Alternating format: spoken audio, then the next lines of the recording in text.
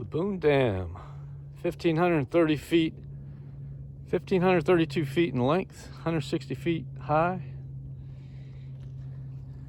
Over here by the beach. Over there's the dam.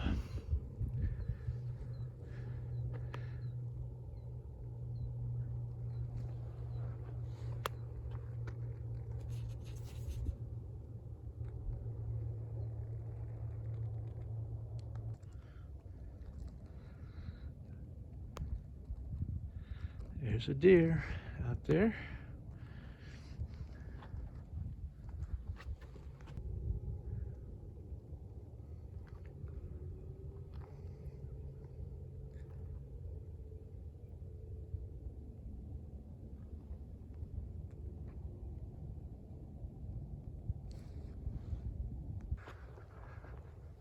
What is this big old thing? Some kind of big old turban or something. Good morning. It's Monday, February 19th, 2024. It's a holiday, President's Day. Out here at the Boone Dam doing some hiking. Sure are a lot of deer around here.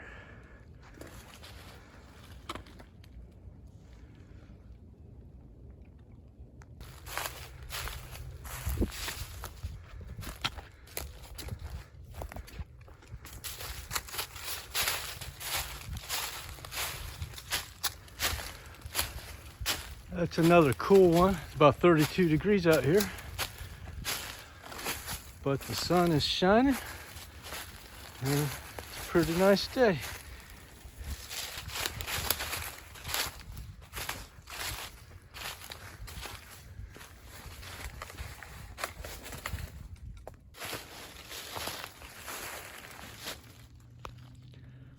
Looks like a boat ramp over there.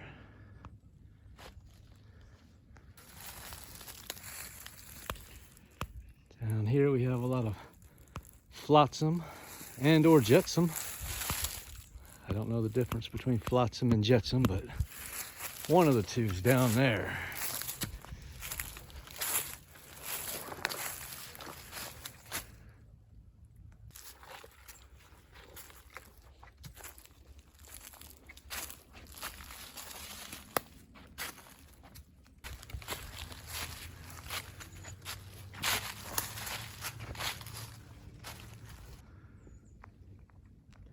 Something strange looking up there. Can't tell what it is from here.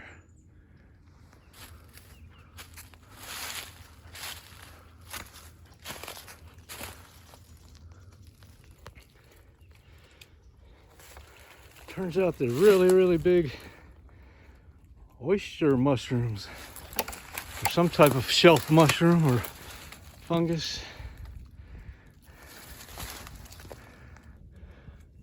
These are about twice the size of my hand there. Let's see what the underside looks like.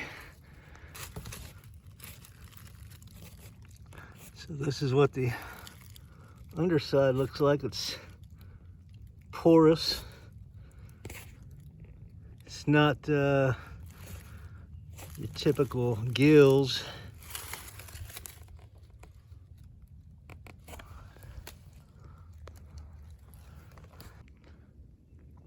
There's a bird sitting right up on that branch right up here.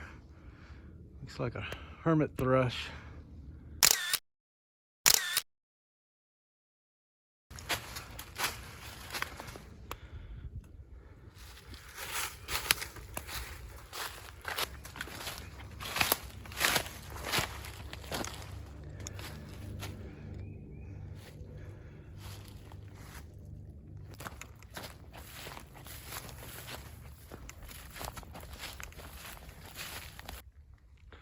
Spotted a little cat right there.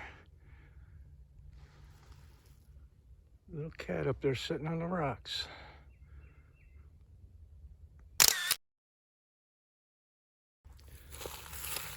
Yep, there's some thin ice out here today.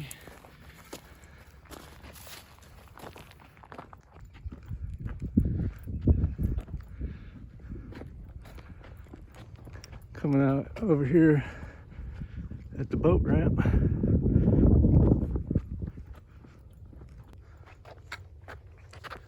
That's a long boat ramp. No swimming, sunbathing, or fishing from the boat ramp area. Got a picnic area up here. So you got 2 picnic tables, 2 grills up here. Nice little area with really great views.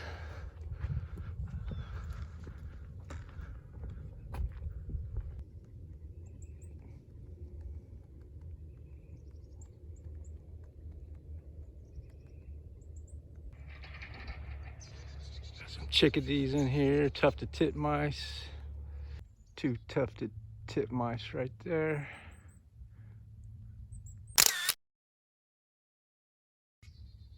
And a little chickadee sitting up there on that branch.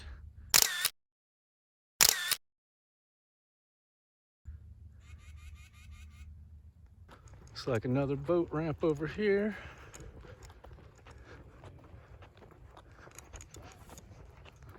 Got some new trout regulations on the Boone Reservoir, effective March 1st, 2024. So does anybody know the story on the Boone Dam? I know it was closed down for repairs not too long ago, and I thought they got it fixed in 21 or 2022, but it does not look like the levels are back up. Looks pretty low.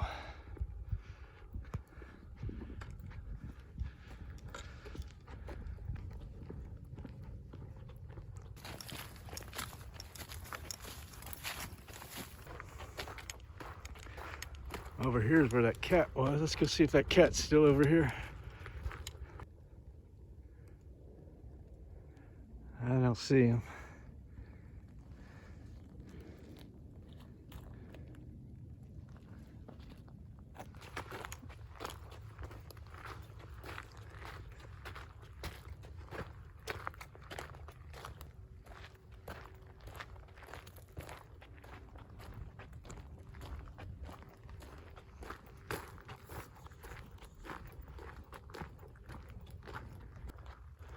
There's that little deer again. Good morning. Oh, 2, 3, there's 5 of them actually. And I only saw 1 of them. That's going to be the end of this video. I'll catch you on the next one. Roger, over and out. The understanding mind needs no external support. It stands of itself on the firm ground of knowledge. Not book knowledge, but ripened experience. It has passed through all minds and therefore knows them. It has traveled with all hearts and knows their journeying and joy and sorrow. When wisdom touches a man, he is lifted up and transfigured. He becomes a new being with new aims and powers, and he inhabits a new universe in which to accomplish a new and glorious destiny. Such is the pillar of impartiality, which adds its massive strength and incomparable grace to support and beautify the temple of prosperity. Chapter 9. 8th pillar, self-reliance. Every young man ought to read Emerson's essay on self-reliance. It is the manliest, most virile essay that was ever penned. It is calculated to cure alike those 2 mental maladies common to youth, namely self-depreciation and self-conceit. It is almost as sure to reveal to the prig the smallness and emptiness of his vanity as it is to show the bashful man the weakness and ineffectuality of his diffidence. It is a new revelation of manly dignity, as much a revelation as any that was vouchsafed to ancient seer and prophet, and perhaps a more practical, eminently suited to his mechanic age, coming as it does from a modern prophet of a new type and called in a new race, and its chief merit is its powerfully tonic quality. Let not self-reliance be confounded with self-conceit. For as high and excellent as is the one, just so low and worthless is the other. There cannot be anything mean in self-reliance, while in self-conceit there cannot be anything great. The man that never says no when questioned on subjects of which he is entirely ignorant, to avoid, as he imagines, being thought ignorant, but confidently puts forward guesses and assumptions as knowledge, will be known for his ignorance, and ill-esteemed for his added conceit.